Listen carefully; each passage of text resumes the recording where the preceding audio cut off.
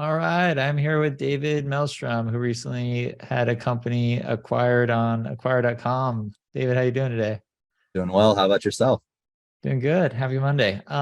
So I know the company, but I'd love for you to maybe give an intro of yourself and just a background on the company that you sold.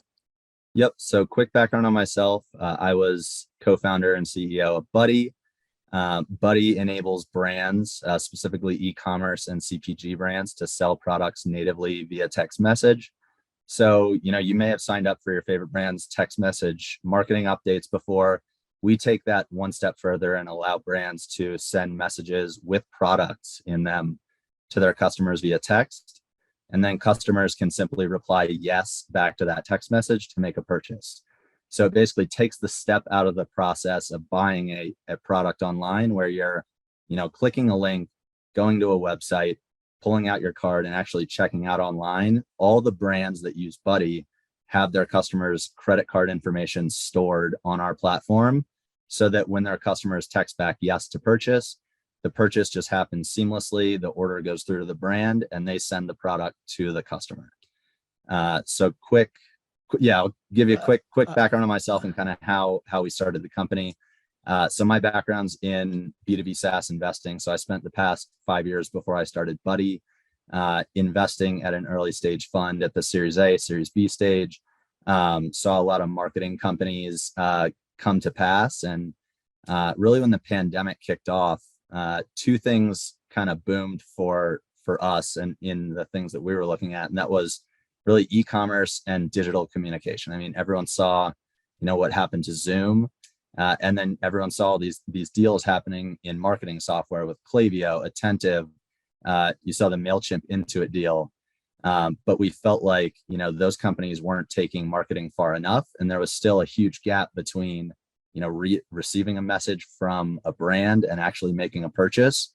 So we set out to remove all the friction in the middle and make purchasing a seamless process via text message. This is like a badass company, man. Well done. I guess my next question is just like, what made you want to, build this, or what was like the light bulb moment? Because I want that, like where someone texts like a brand I'm interested in, I just text yes, and then I get a refresh of the product or something like that. Yeah, so I would say it's really a few things. I mean, we saw this wave of text message marketing come to fruition where, historically it was, email marketing was kind of the digital medium that everyone used, and everyone was using some form of paid ads, whether it was social media or Google or what have you. And text messaging kind of burst onto the scene as this more authentic, organic, really just a medium that resonated a lot better with younger consumers because everybody's checking their phone. If you checked your phone right now, you probably have 500 unread emails, but maybe like one or two unread text messages. And you're more likely to open a text and want to read it because, it's short form content. It's easy to relate to. And the text message inbox is usually reserved for friends and family. So if you let a brand into your text message inbox, you're probably going to read it. Yeah. So it's just incredibly more effective than other mediums out there, whether it's email or social media. And then, that ease or that frictionless buying process is something that people have really gotten used to with, things like Amazon or Bolt. I know unfortunately, we saw Fast come to pass. But one-click checkoff really took off during the pandemic as well. And we thought it was just a much easier way to deliver that experience on a phone. I love that. I love how you took, because I've seen similar solutions where you can, if you leave a shopping cart full of stuff, it'll text you or something like that. But I've never heard of a solution where you can purchase stuff just so seamlessly. So I like how you kind of combine those two problems together. So well done. That sounds awesome. So you build the company up. How did you get the first, couple customers? Pounding the pavement. So we we were like DM warriors on Instagram for like 2 or 3 months, and that worked. We got to, I'd say probably 25 or 30 customers just using the like pure DM, scrappy outreach. I love that. Creating scarcity in sales, especially when you're first kicking things off, can be because they're bought into the product. I'm sure they gave you great feedback, and really that's awesome. I love that technique of using scarcity to kind of drive urgency within the sales process. So well done there. Okay, so fast forward, company's doing well. You decide to sell the business, and you list it on Acquire. How did that initial process go when you listed it? How did you meet the first buyer? Maybe take me like step one to like step three, if you will. Yeah, sure. So didn't really have any expectations when we ended up listing on Acquire. It was a really easy process from start to finish. So basically we pretty much had our ducks in a row on the story and how we were gonna display ourselves on Acquire in terms of building out a profile. And we know who our competitors were and what our strengths were and our differentiators and all that stuff. So that was pretty easy for us to put together. Connected Stripe. Acquire just made the whole listing process really easy. And then kind of transitioning to that next phase where you start meeting with buyers. It wasn't more than 24 hours after I listed on Acquire that I got probably 5 to 10 inquiries and received 2 unsolicited LOIs for at or above asking price and all cash. So, it was like, it worked like magic. And we didn't want to like rush into, the first thing that came our way. So we definitely like took our time, tried to stack meetings, all around the same day or the same week to try to create some process momentum. And then we basically narrowed it down to 2 or 3 parties that we were really excited about. And we thought had the resources to get a deal done that we'd be happy with, and went from there, narrowed it down to 1. And that's who we ended up going with. And the rest of the process probably took, I don't know, 2 or 3 weeks to get the deal done, just to iron out some of the finer points and transfer all the assets. But it was all very, very simple. Nice. There's a few things I got to unpack here. I love what you just said in terms of the time process. How if you have a lot of buyers, you really want to condense them into a timeline. Just so, again, you create urgency where they have to make a decision under a certain timeline. So very well done. I think that's a huge tip for other sellers or other startups looking to get acquired, because when you kind of don't have a timeline, buyers can really extrapolate that, and a week can turn to a month. But when you have multiple parties interested and you put it into one day, say, hey, we want LOIs on this day, that could be a very, very powerful way to get buyers to quickly say yes or no. And sometimes no is just as good as a yes. In terms of the buyer that you ended up going with, what did they do to stand out? Was it the offer? Was it the terms? Was it you just got along with the individual? What made you, out of the group of buyers that were interested, select the buyer that you went with? Yeah, it's kind of all of the above. It was definitely, who they were. Like, we trusted them as people and built a really deep sense of trust and respect day one. The offer and the terms were great. It was, all in more than we were hoping for. And really it was their vision to carry on Buddy, to continue to build out the platform, and really move up market in terms of the customer base. So our goal was always to reach out to enterprise brands and get the, just throwing out names, but like the Macy's of the world to use Buddy. And although we weren't able to accomplish that when we were operating the company, they have a lot of really good, blue chip or enterprise level contacts that they've already started to reach out to about, using Buddy.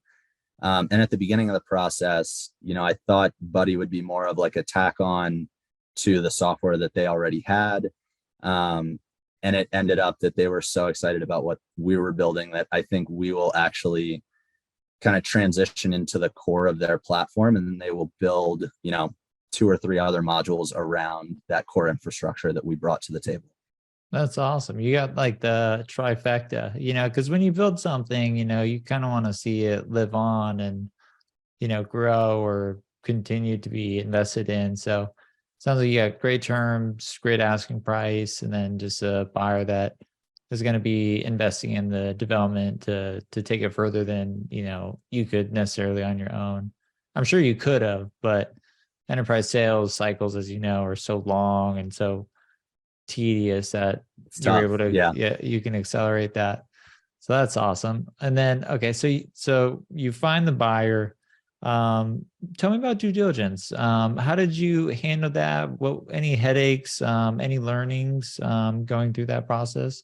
I've heard everything from it's the craziest thing ever to, quick and easy. How was that part for you? Yeah, I would say I was probably more difficult during due diligence than the buyer's team was. So they hired legal counsel to like do a legitimate due diligence process. And for the most part, I managed everything on our end. So again, my background, having been an early stage investor previously, like been through this process many, many times, seen the movie play out many different ways, and felt, confident to take on their legal team myself. They didn't ask for anything that was like outside of the norm or that wasn't market. And we were able to negotiate some favorable terms around, capping things like indemnification timeline, amounts, and some of the minutia that gets lost in deals like that. So I mean it was pretty. I mean, I'd say it was pretty straightforward and seamless, all in all. Nice. Good work on being able to, go through that. I did that myself and I might be able to kind of relate. I remember going through due diligence on uh, a prior company and I just, it being it was like my baby when they'd ask like a simple question, I'd be like, what? Like, and then reflecting back, I was like, I wish I was a little bit, more tempered going through due diligence. But it can be such a stressful period, because you're about to sell your company and you want to get everything correct. So it's good that you were able to, keep your cool and, get to the terms that you wanted. So well done. I guess my next question is, okay, so you're at due diligence, you got through it without losing your mind. Again, nice job on that. Um, and then it's time to transfer the assets. Any hiccups there? Any, just general like tips you give to other founders as they transfer assets to one company to another? Yeah, so I had never been involved with the actual asset transfer of things in the past, so this was like all new for me. Um, the way that we handled it was basically just outlining all the assets that were going to be transferred, assign a date or a process to the way that we would transfer each of them, and then just execute on that plan. So, in terms of tips for other people that are selling their company, I would just say be very communicative and transparent with the buyer, and just make sure that you have a plan in place to execute the transfer of all the assets. And as long as you guys are in agreement on, how it's going to get done and when it's going to get done, it's just a matter of you, doing what you said you would. So for us, the buyer took over most of our accounts. So the way our platform was set up, we had a messaging provider. We had integrations with e-commerce platforms. We had integrations with payments providers, and all of these had accounts associated with them. So we basically just, transferred ownership of the account from our company accounts to their new company accounts, and made sure that we were in lockstep with the buyer the entire way through. And we, because of the fact that we were open and transparent and just kept in really close contact with the buyer throughout the whole process, I think that's what led it to going so smoothly. Nice. I like that. Yeah, I think just people underestimate just how much just goodwill in an acquisition can go, just being on the same page, being clear on what's going to happen, on what date, why are you doing this, having some sort of, document process, whatever you want to call it, just saves so much headache. So you don't get through due diligence and you're like, what do we do? Or something like that. So it sounds like you were dealing with a sophisticated buyer, which also makes life, a lot easier. I guess, my next question would be is, so you successfully sold Buddy. Sounds like everything's going good. What are you up to now? I gotta assume you're working on something new or. Yeah. So we sold Buddy. Wasn't a life-changing outcome, but it did provide some some bridge, I guess, bridge money to go on to the next thing. So my, when I was investing, I was very focused on vertical SaaS, these core systems of record, systems of action. And what we built with Buddy, I would say was more of a point solution, although it will be the core of the platform that the buyer is building and building around. I'm actually a lot more comfortable in, things like CRM, ERP, these heavier, more enterprise platforms. So I'm going to be building, something that's probably heavier than what Buddy was, a lot more enterprisey, more system of record like. But I really like building in the blue collar space. So, like I told you before, we started the podcast. I started Buddy kind of on the heels of listening to you and Nathan Lotka, kind of go through this whole process of talking to people who had started companies, had them bought and the like. And I got connected with this SMB acquisition community of people buying, HVAC companies, plumbing companies, landscaping companies, all of these, older, more boring businesses. And a lot of these older, boring businesses are also using old and boring software that was built 40 or 50 years ago. And there's nothing else out there. It's not like the latest grads from Stanford are going out and they're like, oh, I want to build software for landscapers, Yeah. So I think in that realm, the competition is very limited. The software is archaic. And there's an interesting kind of dynamic shift in ownership in these companies. So look at like your local HVAC company. It's probably a 50 or 60-year-old guy that owns the company. And he's thinking about, either selling it or passing it down to his son. Either way, the new owner is going to be slightly more sophisticated than the last. And they're people that have grown up using and interacting with modern software. So they're going to expect more than those old archaic legacy systems.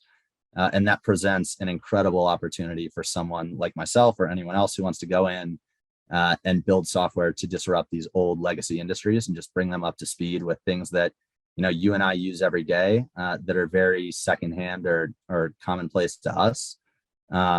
And just helping, bring blue collar businesses into the digital age. That's awesome. My previous startup sold a small business, and we would always say small businesses lack time, aptitude, and money. And I think that's like the perfect storm. It's just, I don't have money for this, because I think the average SMB budget is $500 a month on marketing spend. And I've seen that increase. And so as more and more people look to buy, Main Street businesses and then upgrade them with software, I think you're right. There's a huge opportunity. And I think it's smart that you're kind of thinking of, during a gold rush, you want to be selling the pickaxes for the tools for the people acquiring these businesses. So I like that, man. Well, I'll be rooting for you, dude. If I can help, I literally lived in SMB selling for 8 years, so I can tell you all you need to know if you ever need help. I appreciate it. I'll probably be taking you up on that. Well, David, thanks so much for coming on this podcast. If people want to get a hold of you, pick your brain, ask you questions, where could they get a hold of you? Totally. So LinkedIn, you can find me on LinkedIn, reach out directly, or, shoot me an email. Personal email is last name, first name @gmail.com, Mellstromdavid@gmail.com. Cold outreach is always welcome. I try to respond to all cold outreach, although it might not be immediate. I will get back to you, and would love to connect with anyone that's interested in chatting. Right on. Well, David, congrats again on the acquisition, and I'm looking forward to seeing what you do next. All right, thanks, and thanks for making it so easy. Thanks. Well, I got to thank my team for that, man. All right, cheers, Awesome. David. All right, see you, Andrew.